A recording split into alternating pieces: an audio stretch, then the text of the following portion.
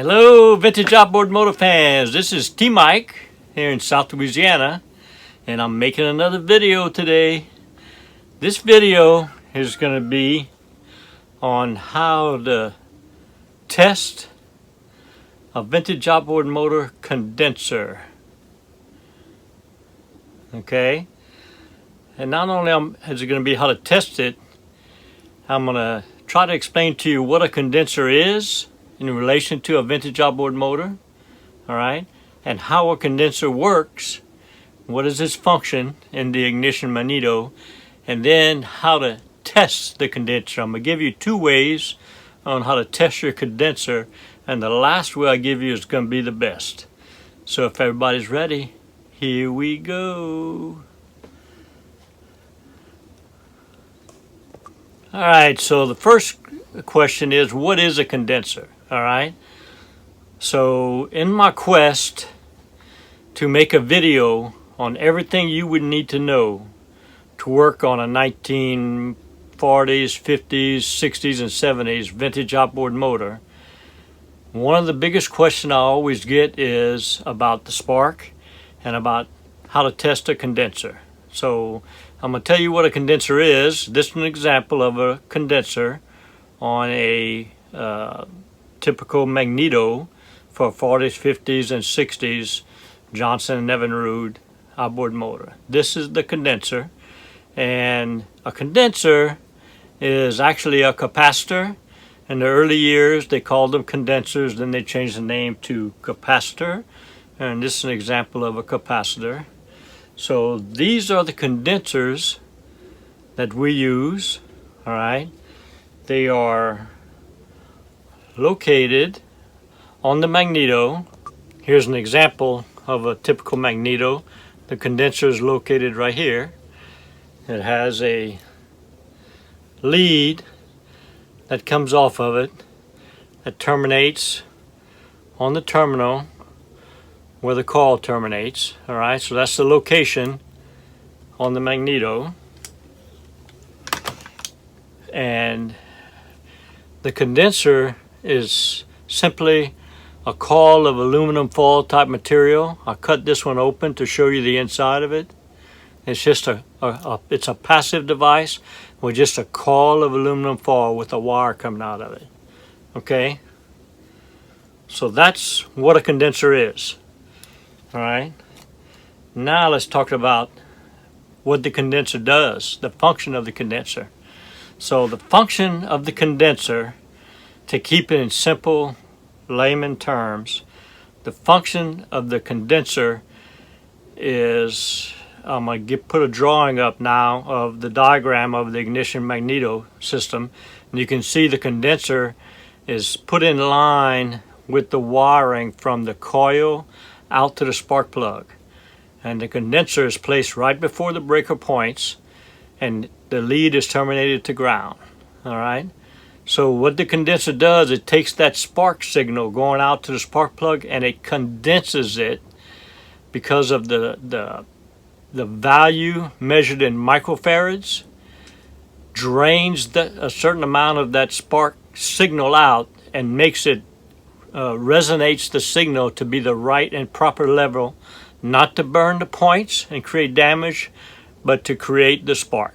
All right, so just think of it this way: it condenses the signal into the right level for not to damage the components, but to create the spark in the spark plug.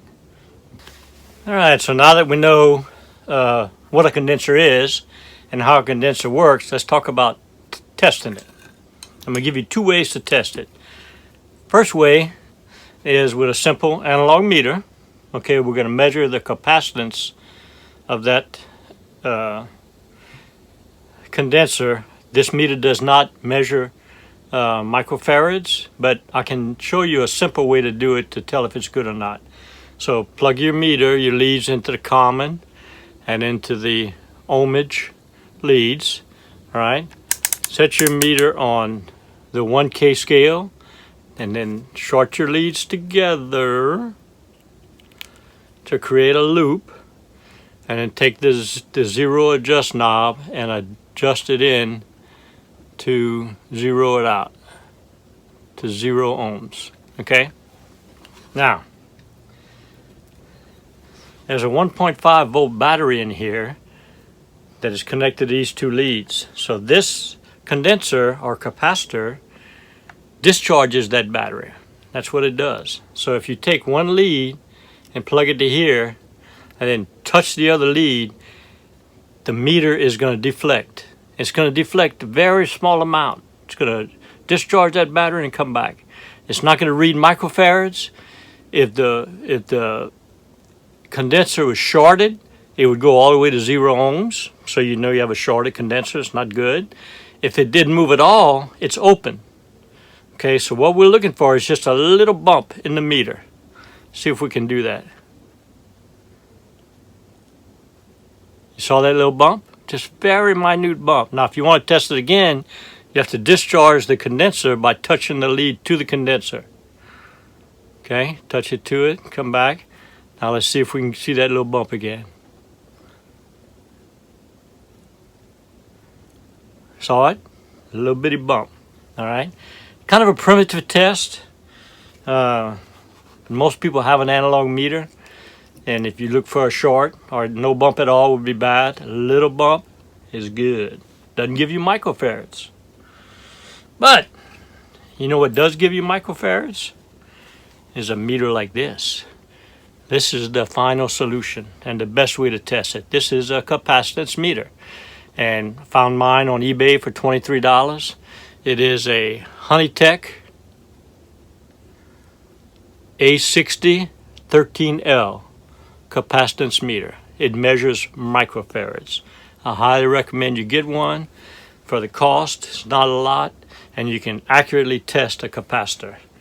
So I'm going to test this capacitor because I know the spec on it says it is between 36 and 43 microfarads. That's what the specs say right on it. So if I put my leads across it, and notice the leads are short, that's to get a more accurate reading. Put my leads across the capacitor.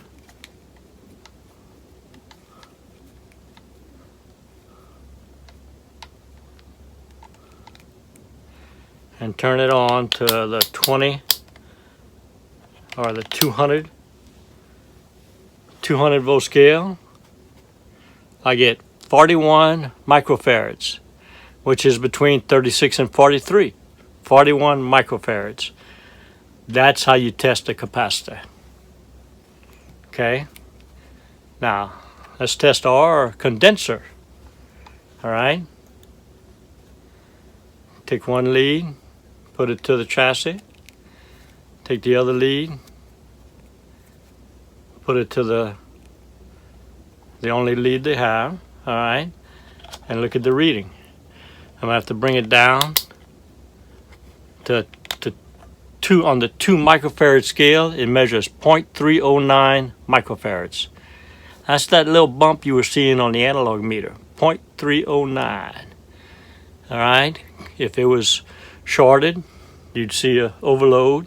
If it was open, you'd see no reading. You'd see 0. So 0.3 capacitance on this condenser. I highly recommend you get this condenser, this capacitance tester, to measure your condensers.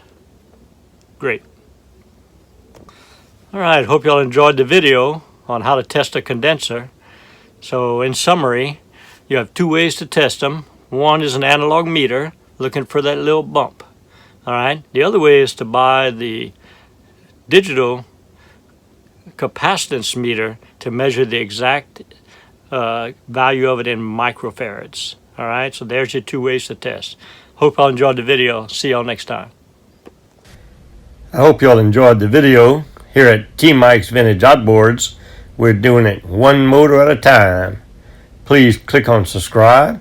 I guarantee to provide weekly videos. Au revoir mes amis, and laissez les bon temps rouler.